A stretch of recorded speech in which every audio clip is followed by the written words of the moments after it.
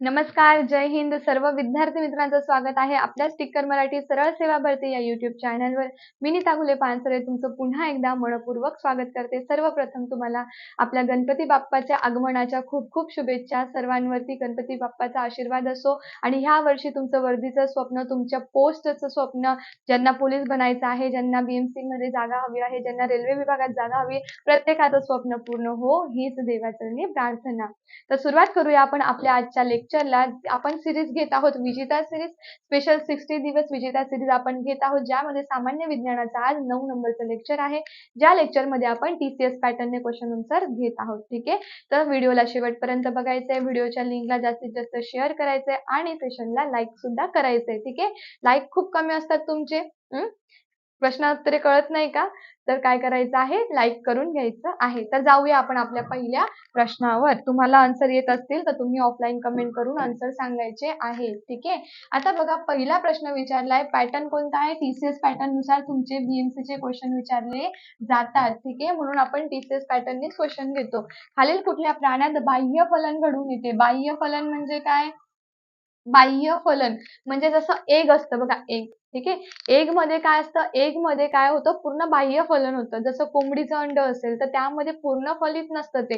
जेव्हा कोंबडी अंड देते त्याच्यानंतर त्या अंड्याला ऊब मिळाल्यानंतर त्याच्यामध्ये असलेलं तिचं जे फिटस आहे ते काय होतं? ते परिपक्व होतं, म्हणजे त्याचं काय होतं? फलन होतं. म्हणजे शरीराच्या बाहेर जे फर्टिलायझेशन होत आहे त्याला बाह्य फलन म्हटलं जातं. ठीक आहे, मग कोणामध्ये घडून येते बाह्य फलन सांगा बरं? कोंबडीमध्ये, बेडकामध्ये, मास्यामध्ये. कोणामध्ये घडून येते?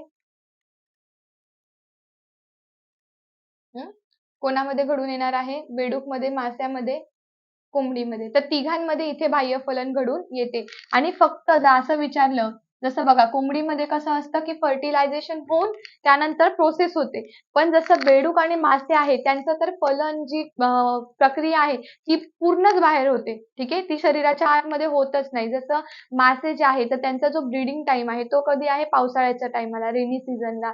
तर तेव्हा ते शरीराच्या बाहेर एक काय करतात? सोडतात. ठीक आहे, म्हणजे तिथे फलित पण झालेलं नसतं. तर करेक्ट करायचं झालं तर इथे कोंबडी नाही तर काय येणार? बेडूक आणि मासे. काय येणार? बेडूक आणि मासे.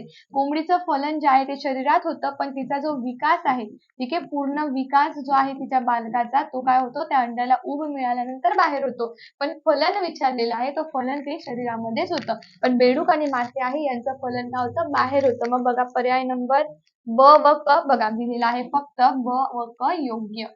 ठीक आहे, बरोबर समजलं सगळ्यांना? आता मनुष्यामध्ये अंतरफलन आहे. ठीक आहे, चला पुढचा प्रश्न बघा. रक्ताचा लाल रंग हा खालील कुठल्या घटकामुळे असतो? रक्ताला जो लालपणा प्राप्त झालेला आहे हा कोणत्या घटकामुळे लालपणा प्राप्त झालाय? लोह प्लस ऑक्सिजन, लोह प्लस प्रथिने, प्रथिने प्लस ऑक्सिजन किंवा रक्तद्रव्य प्लस ऑक्सिजन. काय आन्सर येणार आहे? तर रक्ताचा लालपणा हा लोह आणि प्रथिने म्हणजे हिमोग्लोबिनमुळे प्राप्त झाला ना.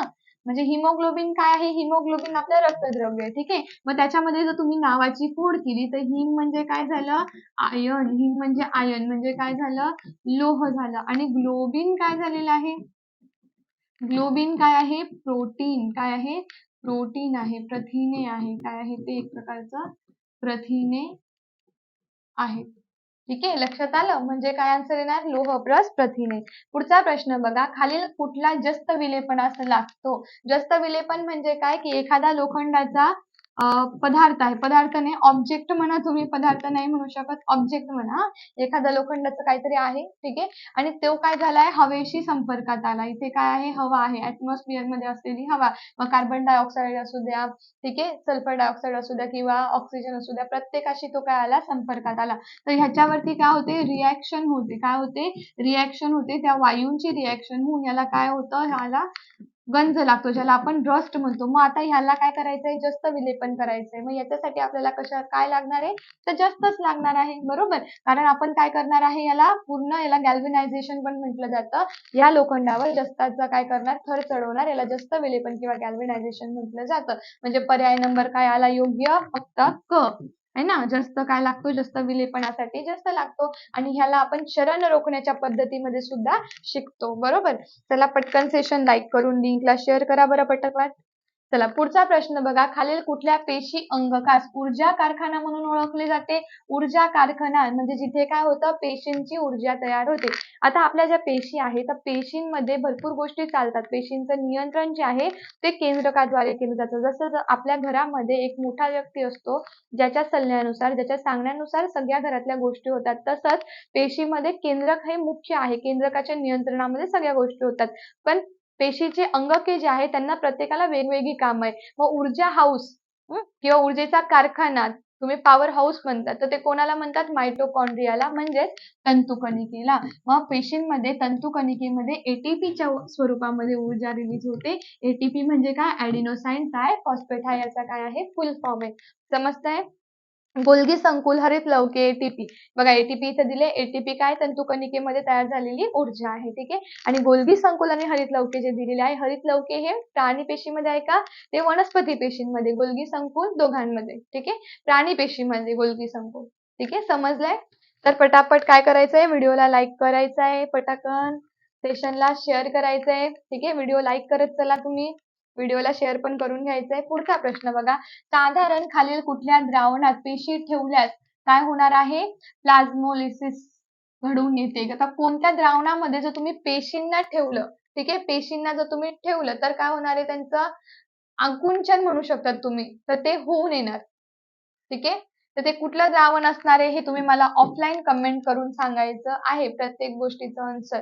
ठीक आहे. हे आन्सर मला द्यायचं आहे. हा तुमचा होमवर्क समजला तरी सुद्धा चालणार आहे, कारण हा प्रश्न तुम्हाला मागच्या वेळेस 6 जिल्ह्यांमध्ये विचारला होता. ठीक आहे. मागच्या वेळेस जे पेपर झाले तर 6 जिल्ह्यांमध्ये सेम टू सेम प्रश्न विचारला गेला होता. जर तुम्हाला या प्रश्नाचा आन्सर नाही आला तर उद्याच्या लेक्चरमध्ये सगळ्यात पहिले हा प्रश्न आपण घेऊ. ठीक आहे. प्रत्येक व्यवस्थित प्रश्न चेक करून घ्यायचा आहे. ओके. पुढचा प्रश्न बघा काय दिलेला आहे, खालील कुठले औषध क्षय रोगविरोधी वापरतात? कुठले औषधाचं बघितलं तर काय? स्ट्रेप्टोमायसिन वापरलं जातं क्षयरोगाविरोधात. आणि जर लस विचारली गेली, ठीक आहे, लस म्हणजे वॅक्सिन, तर ती कुठली वापरली जाते?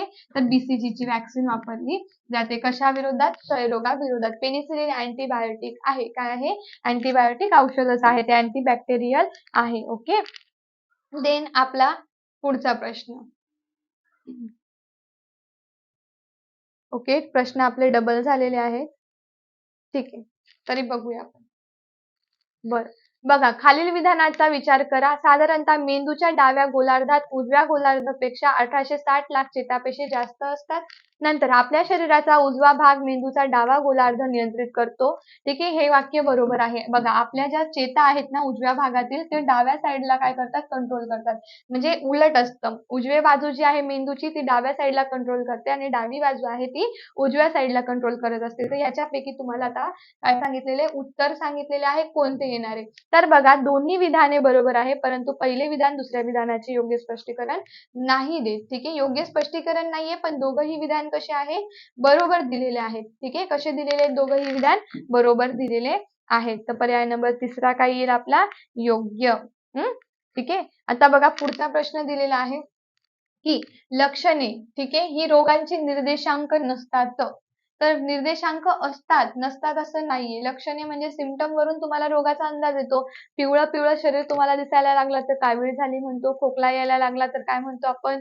की सर्दी खोकला झालाय, काहीतरी भ्यायला, व्हायरल इन्फेक्शन झालंय असं म्हणतो ना आपण. डोकेदुखी झाल्यानंतर आपण काय बोलतो? की मी झोप नाही घेतली म्हणून माझी डोकेदुखी होते आहे. तर आपले जे लक्षणे आहेत ती रोगांची निर्देशांक आहेत.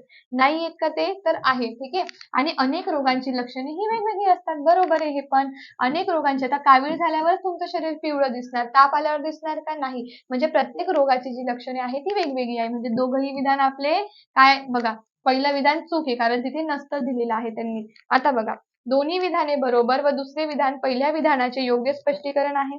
दोन्ही विधाने चुकीची आहेत. दोन्ही विधाने बरोबर, परंतु दुसरे विधान पहिल्या विधानाचे योग्य स्पष्टीकरण देत नाही. म्हणजे इथे याचा अर्थ निर्देशांक असतात दिलेला आहे. ठीक आहे. काय झालेलं आहे इथे? चुकून नसतात झालेलं असेल, इथे काय आहे? असतात. ठीक आहे. पहिले विधान बरोबर परंतु दुसरे चूक असं नाहीये, कारण दोघंही विधान आपले बरोबर आहे.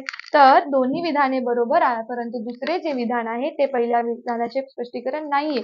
अनेक रोगांची लक्षणे वेगवेगळी असतात आणि रोगांचे निर्देशांक सुद्धा असतात. ठीक आहे. लक्षणे जे आहे हे रोगांचे निर्देशांक सुद्धा असतात. म्हणून पर्याय नंबर 3 काय येणार आपला? योग्य.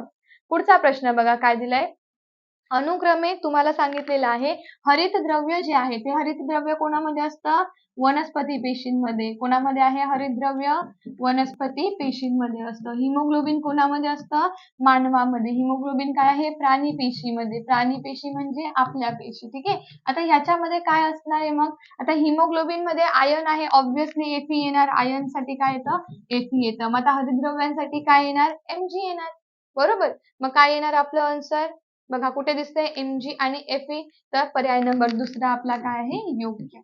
काय आला? पर्याय नंबर दुसरा योग्य आलेला आहे. सेशन आवडत असेल, क्वेश्चन आन्सर समजत असतील, व्हिडिओ समजत असेल तर प्रत्येकाने काय करायचंय? सेशनला शेअर करायचं आहे, व्हिडिओला लाईक करायचंय जास्तीत जास्त. ओके. देन आहे पुढचा प्रश्न आणि शेवटचा प्रश्न बघा. पुरुषांमध्ये होणाऱ्या प्रोस्टेट ग्रंथीच्या कर्करोगासाठी नुकतेच औषध शोधले गेले आहे.